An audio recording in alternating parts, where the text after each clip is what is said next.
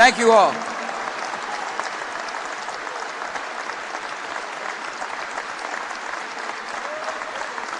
Thank you all very much. Thank you all.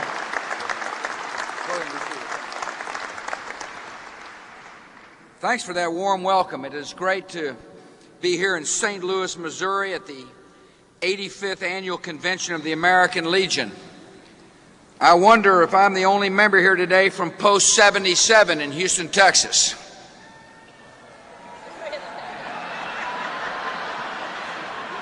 Seems like they'd have given you a better seat.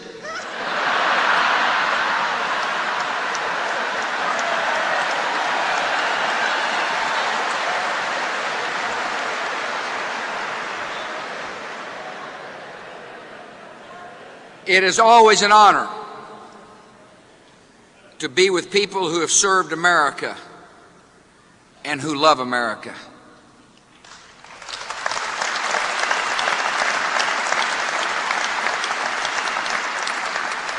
When the American Legion held its first caucus in this city back in 1919, Legionnaires dedicated this organization to the service of God and country.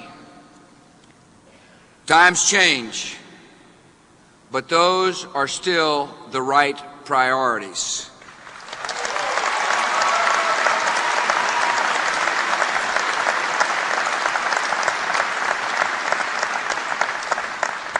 On behalf of your fellow citizens, I thank the American Legion and the Ladies Auxiliary for your idealism and for your faithful service to God and country.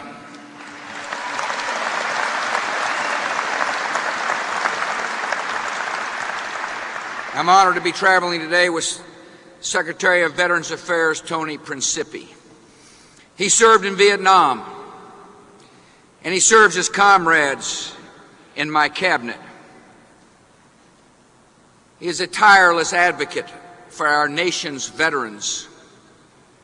I want you to understand the facts of this good man's leadership. The budget for Veterans Affairs has gone up by $15 billion since I took office, a 30% increase. And my budget for fiscal year 2004 includes the largest discretionary increase for the Department of Veterans Affairs ever requested by a president.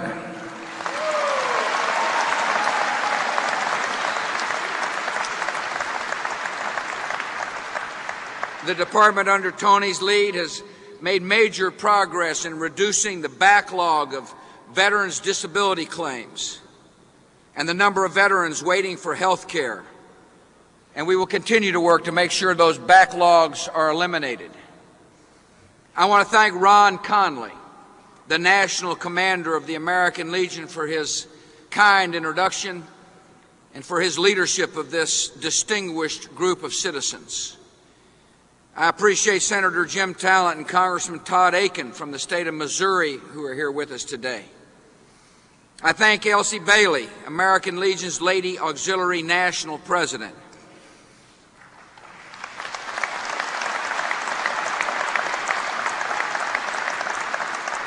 I'm honored to be on the stage with Major General Patrick Brady, Medal of Honor recipient.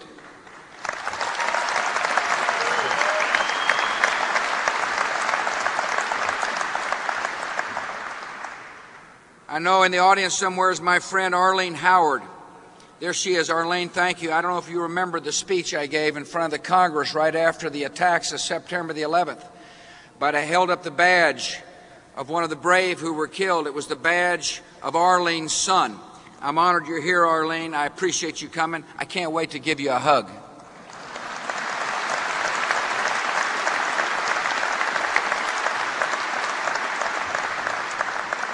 I want to thank the Board of Directors for the invitation, and I want to thank you all for being such great Americans. The American Legion is an effective and respected voice for the veteran, and you speak with authority. In the years following the First World War, leaders of this organization helped to establish the U.S. Veterans Bureau. Following World War II, you helped secure passage of the GI Bill. You've supported the memorials to those who fought in World War II and Korea and Vietnam, so the sacrifices of those wars are always remembered.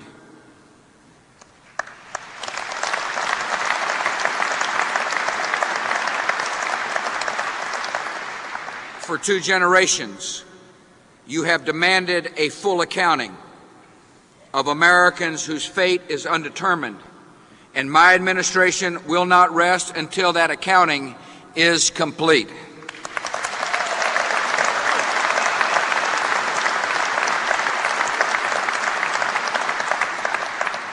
And having fought under the American flag and seen it folded and given to families of your friends, you are committed, as am I, to protecting the dignity of the flag in the Constitution of the United States.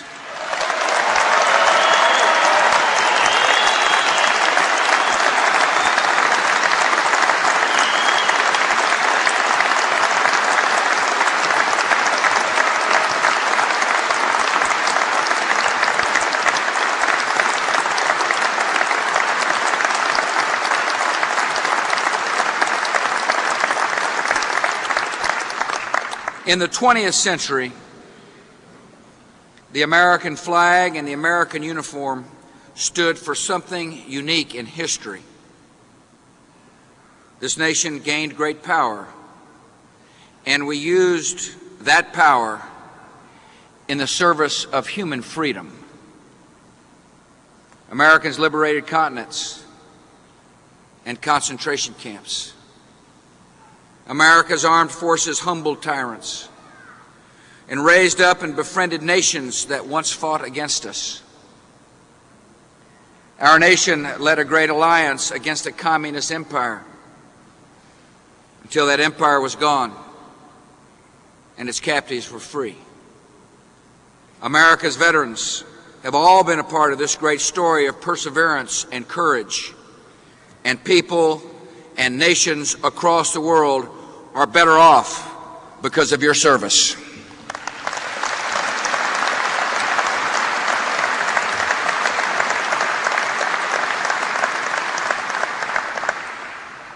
On Memorial Day last year, I visited the military cemetery at Normandy and saw the grave of one of the founders of the American Legion, Brigadier General Theodore Roosevelt, Jr.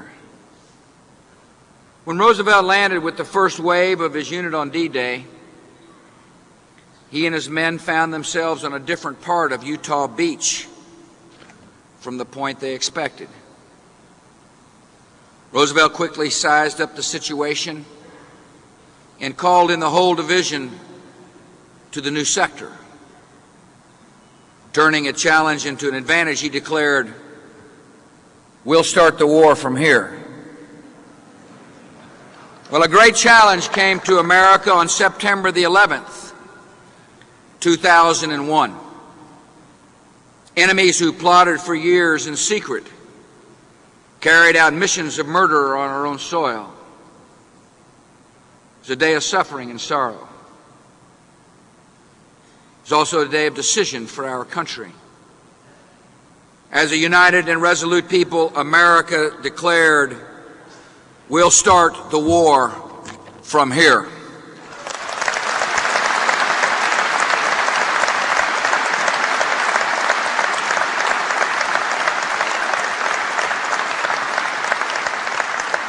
In this first war of the 21st century, America and all free nations are facing a new threat and fighting a new enemy. A global network of terror supported by outlaw regimes. We've seen the hand of the terrorist enemy in the attacks on our country. We've seen the deadly work of the terrorists in Bali, in Mombasa, in Riyadh, in Jakarta, in Casablanca. on a single day last week. We saw the true nature of the terrorists once again. In Baghdad, they attacked a symbol of the civilized world, the United Nations headquarters, and killed men and women who were there to bring humanitarian help to the Iraqi people. They killed the respected UN Special Representative, Sergio Vieira de Mello, from Brazil. And on the same day in Jerusalem, a terrorist murdered 21 innocent people who were riding a bus, including little children and 5 Americans. The terrorist aim is to spread chaos and fear by killing on an ever-widening scale. They serve their cause by sacrificing the innocent. They celebrate the murder of women and children. They attack the civilized world because they bear a deep hatred for the values of the civilized world. They hate freedom and religious tolerance and democracy and equality for women. They hate Christians and Jews and every Muslim who does not share their narrow and violent vision. No nation can be neutral in the struggle between civilization and chaos. Every nation that stands on the side of freedom and the value of human life must condemn terrorism and act against the few who would destroy the hopes of the many.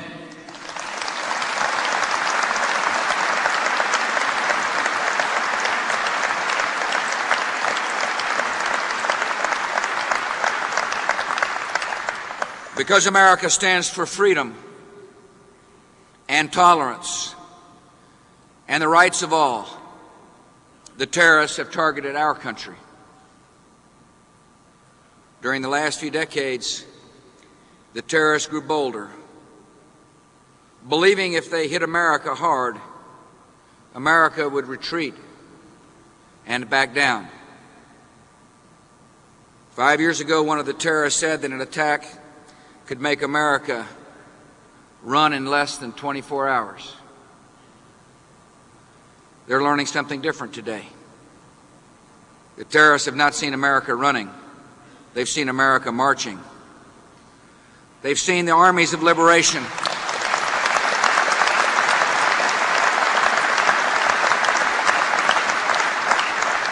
They have seen the armies of liberation marching into Kabul and to Baghdad. The terrorists have seen speeding tank convoys and roaring jets and special forces arriving in midnight raids, and sometimes justice has found them before they could see anything coming at all. We've adopted a new strategy for a new kind of war. We will not wait for known enemies to strike us again.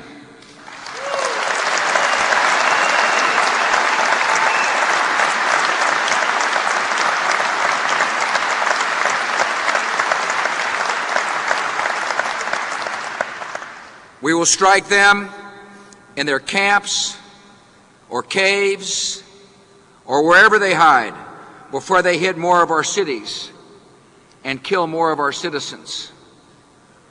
We will do everything in our power to deny terrorists weapons of mass destruction before they can commit murder on an unimaginable scale. The security of this nation and our friends requires decisive action. And with a broad coalition, we're taking that action around the globe. We're on the offensive against terror, and we will stay on the offensive against terror.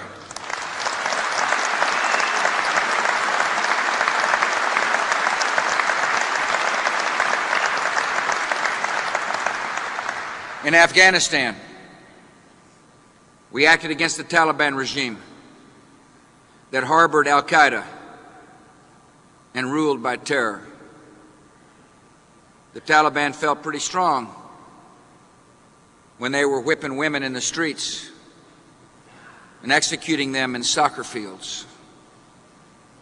When our coalition moved in, the Taliban ran quickly for the caves. But the caves could not hide these killers from justice. We've sent a message that is understood throughout the world. If you harbor a terrorist, if you support a terrorist, if you feed a terrorist, you're just as guilty as the terrorists, and the Taliban found out what we meant.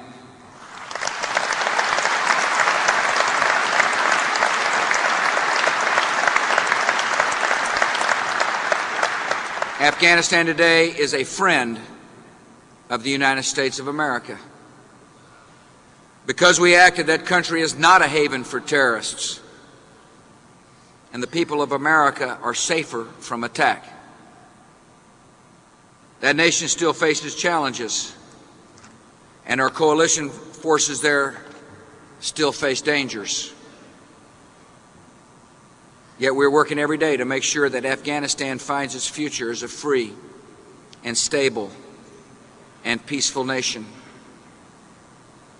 America and the new Afghan army are working together in a major operation called Warrior Sweep, which is hunting down terrorists one by one. NATO is now taking a leading role in keeping Afghanistan secure. New roads are being built. Medical clinics are opening. And many young girls are going to school for the first time thanks to our coalition and the United States of America.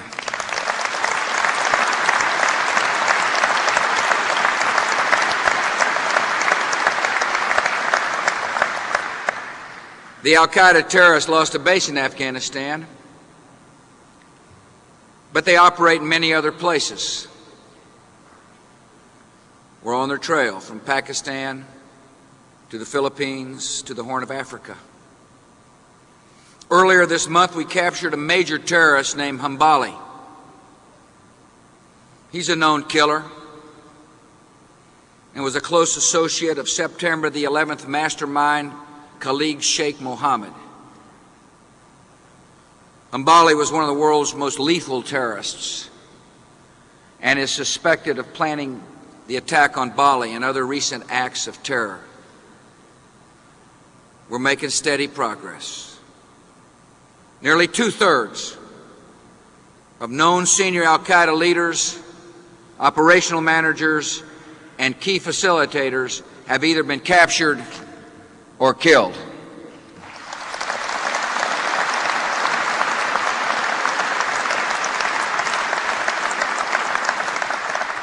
Al-Qaeda is wounded, yet not destroyed.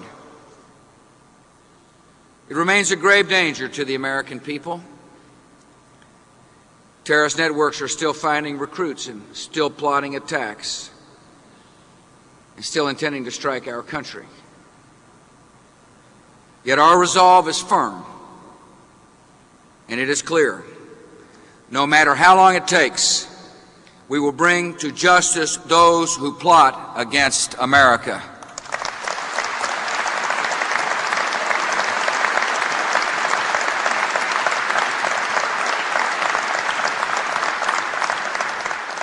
We've also pursued the war on terror in Iraq.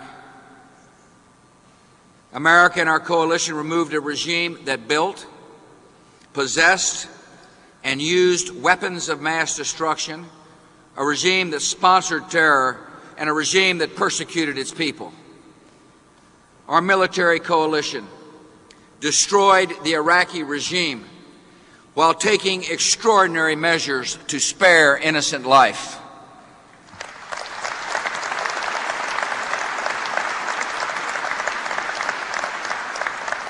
The Battle of Iraq was conducted with the skill and honor of a great military, the United States Armed Forces.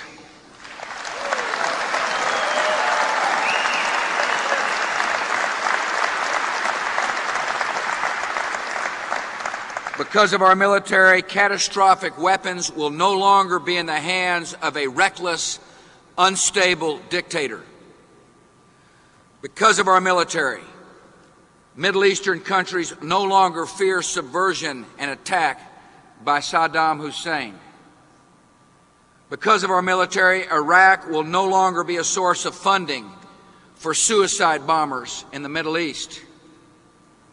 Because of our men and women in uniform, the torture chambers in Iraq are closed.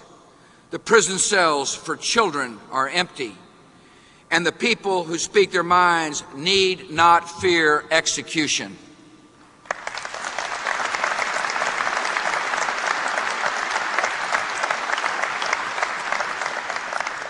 In all the debates over Iraq, we must never forget the brutal nature of the regime of Saddam Hussein. Mass grave sites, literally thousands of people buried in mass grave sites, were recently discovered by our troops. They contain the remains not only of executed men and women, but of executed children as well. Our people in uniform, joined by fine allies, ended this nightmare in Iraq, removed a threat to the world, and they have made our nation proud.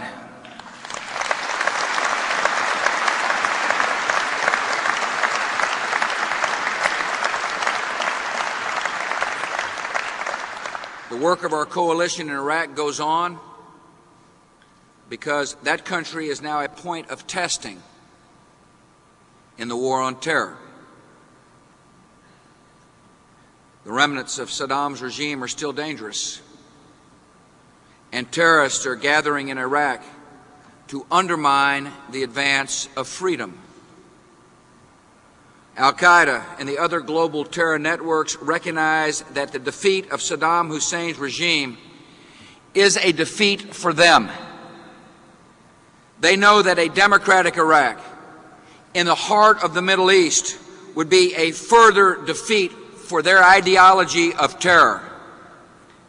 They know that the spread of peace and hope in the Middle East would undermine the appeal of bitterness, resentment, and violence. And the more progress we make in Iraq, the more desperate the terrorists will become. Freedom is a threat to their way of life.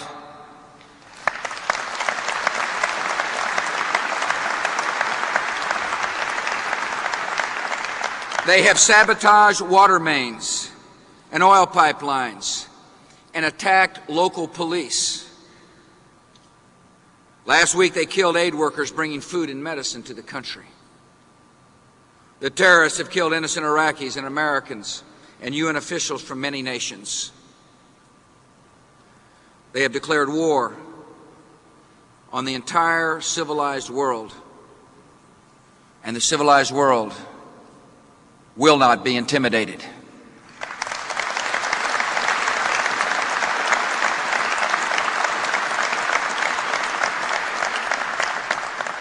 Retreat in the face of terror would only invite further and bolder attacks. There will be no retreat.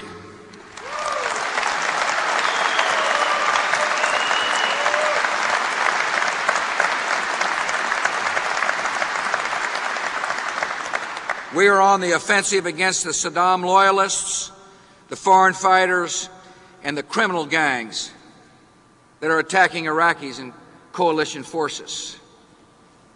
Receiving more and more vital intelligence from Iraqi citizens, information that we are putting to good use. Our recent military operations have included almost 200 raids, netting more than 1,100 detainees. Since the end of major combat operations, we have seized more than 8,200 tons of ammunition, thousands of AK-47s and rocket-propelled grenades and other weapons. And as we help the Iraqi people establish security, we're working through that famous deck of cards. So far, of the 55 most wanted Iraqi leaders, 42 have been captured or killed.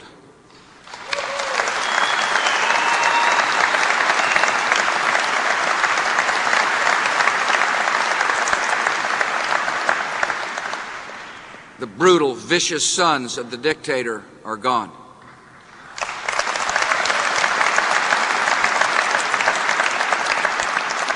Recently, we captured the former vice president of Iraq, who was one of Saddam Hussein's most feared enforcers. And recently as well, we captured the man known as Chemical Ali. He earned his nickname by ordering chemical weapon attacks on whole Iraqi villages, killing thousands of citizens. Chemical Ali's savage career is over.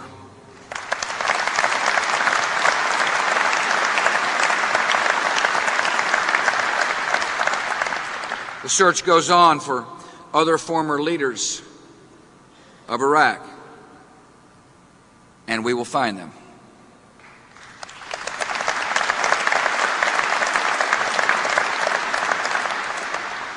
After decades of smothering fear, the Iraqi people can be certain the regime of Saddam Hussein is gone, and it is never coming back.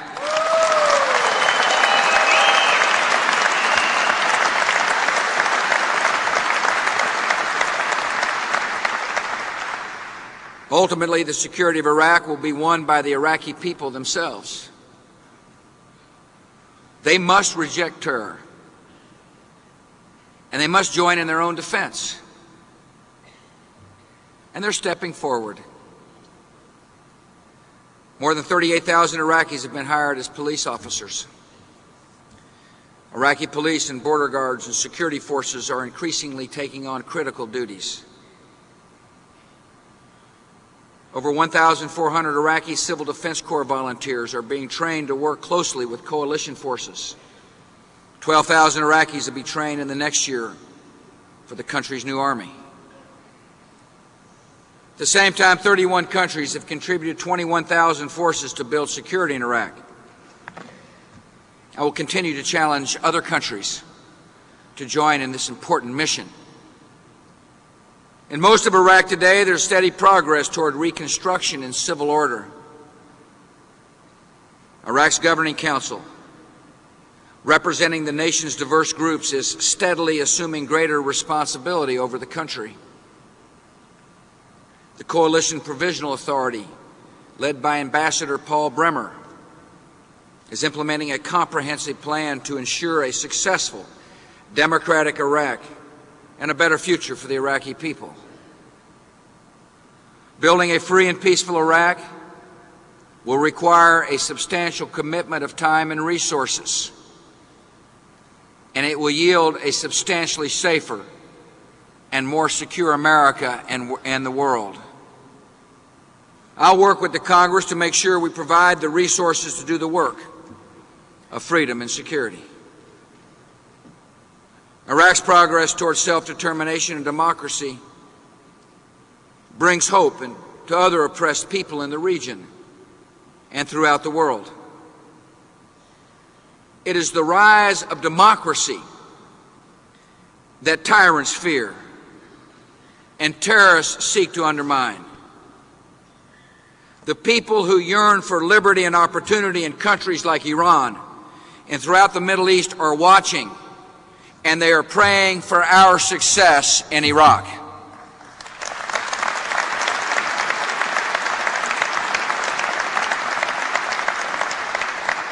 More progress will come in Iraq, and it will require hard and sustained efforts. As many of you saw firsthand in Germany and Japan after World War II,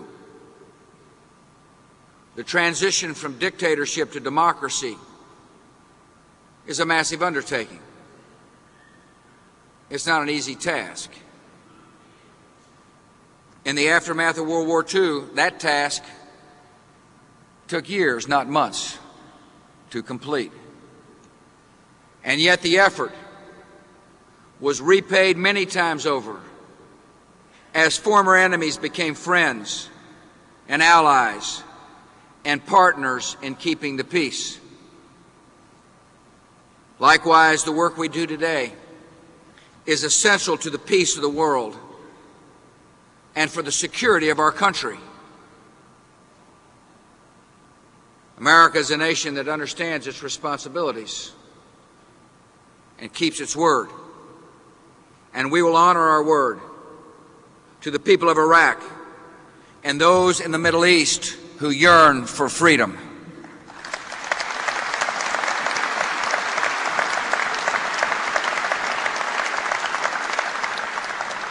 Murderers will not determine the future of Iraq, and they will not determine the future of the Middle East. In Jerusalem, as in Baghdad, terrorists are trying to undermine the hopes of peace with acts of violence. Their desperation also grows as the parties move closer to a just settlement. But terrorists do not speak for the Palestinian people. They do not serve the Palestinian cause.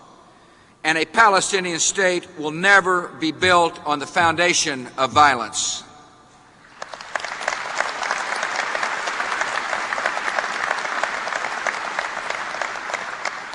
Now is the time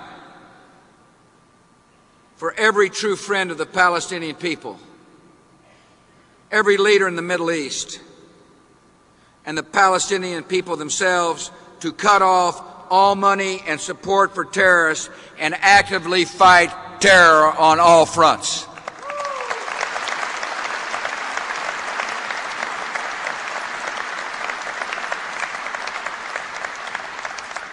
Only then can Israel be secure and the flag rise over an independent Palestine. And to bring that day closer, America will be a consistent friend of all who work for peace. For nearly 2 years, on many fronts, the United States and our friends have conducted a global campaign against terror. We met the enemy on desert sands and mountain passes, wherever they choose to gather and fight. We've had successes, yet our mission continues. The stakes could not be greater for the American people. All of us who have taken an oath to defend this nation will do our duty.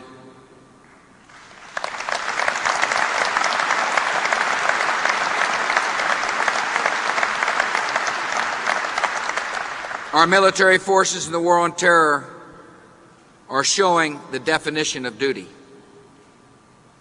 In hostile conditions, in remote parts of the earth, brave Americans are sacrificing for freedom and the security of others. Some have been wounded, and some have been killed. The veterans in this hall understand the loss and sadness that have come to military families. This nation is grateful to every man and woman who serves, and we honor the memory of all who've fallen. We also remember what this fight is about. Our military is confronting terrorists in Iraq and Afghanistan and other places, so our people will not have to confront terrorist violence in New York or St. Louis or Los Angeles.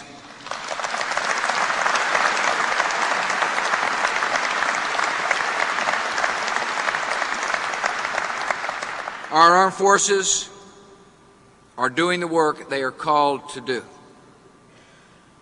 They're taking the fight to the enemy so that America and our friends can live in peace. The war on terror is a test of our strength.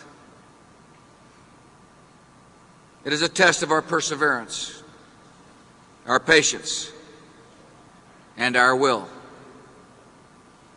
This nation has been tested before, by the character of men and women like you. We've come through every trial. And so it is today. Our course is set. Our purpose is firm. No act of terrorists will weaken our resolve or alter their fate. Our only goal, our only option is total victory in the war on terror, and this nation will press on to victory.